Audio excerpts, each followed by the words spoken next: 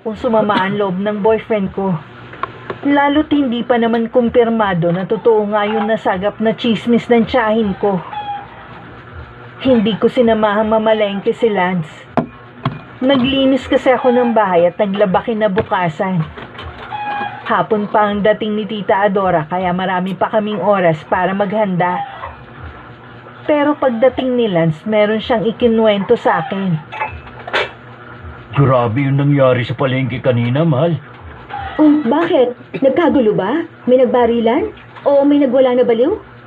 Hindi, mas matindi pa dun. Ay, Anong ibig mo sabihin? may nakasabay akong mangyan.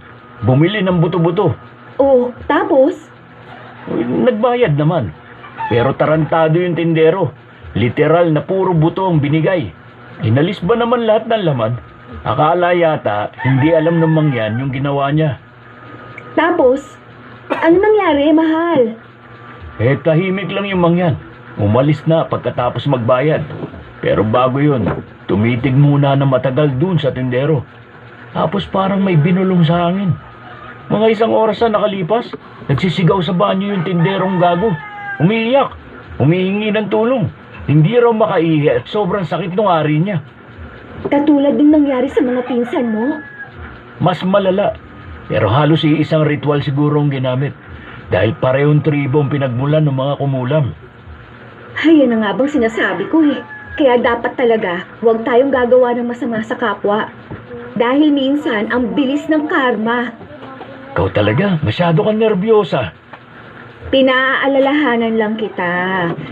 Para hindi ka maligaw ng landas gaya nila. Salamat at huwag kang mag-alala, mahal. Hindi mangyayari sa akin ang ganun. Dahil sa mga naikwento ni Lance, bumalik na naman ang takot sa puso ko. Hindi ko alam kung bakit ganun na lang katindi ang kilabot na nararamdaman ko tuwing mapag-uusapan ng kulang. Hindi pa ako nakakakita ng taong kinulang. Lalo na yung nilalabasan daw ng mga insekto sa katawan. Pero maisip ko pa lang ang tungkol doon, parang bumabaliktad na ang sikmura ko. Bumibilis ang tibok ng puso ko at pinagpapawisan ako ng malapot. Dumating pa nga sa puntong napapanaginipan ko na ang tungkol doon.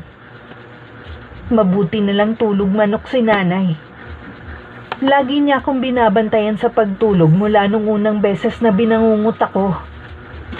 Sinabihan din ni nanay sina Lance at Kuya Howard na huwag munang babanggit sa akin ng mga kwentong katatakutan. Sumunod naman yung dalawa at dahil doon, nawala ulit ang takot sa dibdib ko pati na rin ang pagkabahala. Hindi natuloy ang pagbisita sa amin ng tiyahin ko. Kaya naman wala si Lance nung pumunta na sa bahay namin si Tita Adora. Ano ba yung mga sinabi mo kay Christy, ha? Ginugulo mo lang ang isip ng pamangkin mo. Eh bakit ate? Totoo naman ah. Eh bakit pa pinagtatakpan mo yung mga balae mong hilaw? Wala naman tayong ebidensya eh. Anong wala? Ako mismo ang nakakita sa tatay ng hilaw mo manugang nung gabing akala ko. Kalabaw na ligaw yung nakita ko doon sa may pampang. Doon pala, aswang.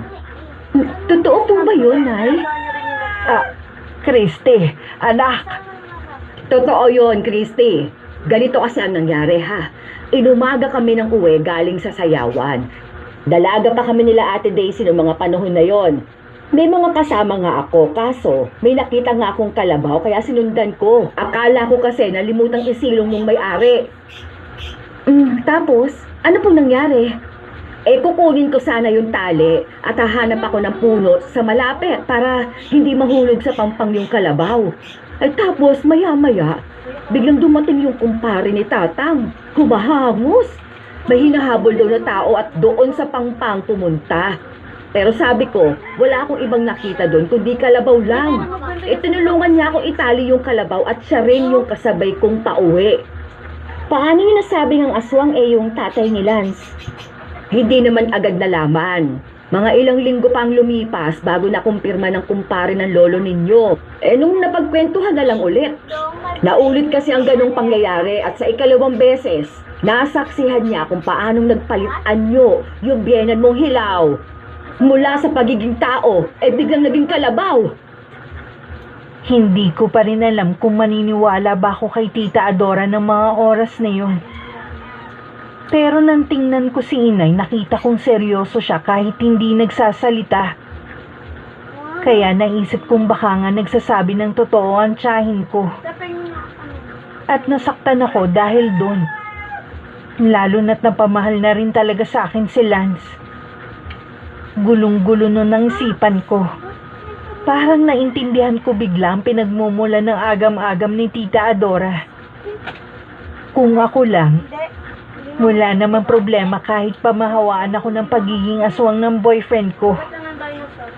Pero paano nga naman kung mahawa rin ng mga kapamilya ko? Kung sakaling ang totoong hinala mo, Adora, hindi naman siguro kay Lance ipinamana ng mga magulang niya ang pagiging aswang. Tingin ko dun sa bunsong babae na may asawa na. Paano ka naman nakakasiguro, ate? Nandun siya sa tabi ng mga magulang niya bago sila nalagutan ng hininga. Basta alam ko at sigurado ko. Kaya wala ka na dapat ipag-alala. Mabait si Lance, magalang, napakasipag at mahal niya talaga tong pamangkin mo. Hindi na ulit nagkomento pa si Tita Adora. Pero baka sa mukha niya matinding pagkadismaya. Nag-alangan lang sigurong makipagtalo pa sa nanay ko lalo't sa kabila ng isiniwalat niya. Hindi pa rin nagbago ang paninindigan ni nanay. Hindi niya ako sinabihan o inudyok hiwalayan si Lance. Dahil doon mas lalo akong humanga kay nanay. Inilihim namin ni nanay kay Lance ang tungkol doon. Tingin ko nga nun wala siyang alam sa usap-usapan tungkol sa pamilya niya. Lalo na sa mga magulang niya. Sa kabila ng di pagsang-ayon ni Tita Adora, ipinaglaban ko ang relasyon namin ni Lance. Suportado naman ni nanay ang desisyon kong yun.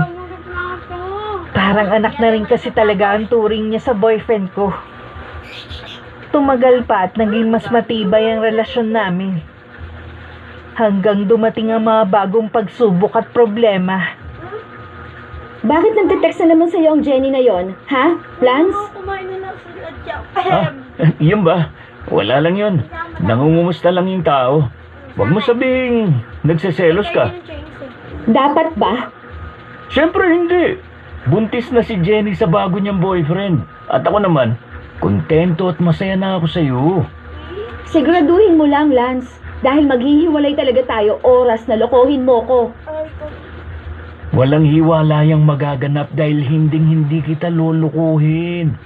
Nagdududa ka pa rin ba sa intensyon ko sa'yo hanggang ngayon? Buti pa si nanay. Malaki ang tiwala sa akin. Hindi naman sa nagdududa ako. May tiwala ako sa'yo, Lance. Pero dyan sa ex mo, wala.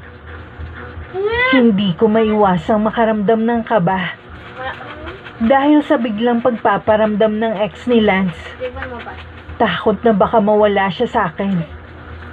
Na baka maisip niyang mahal niya pa pala ang ex niya. Na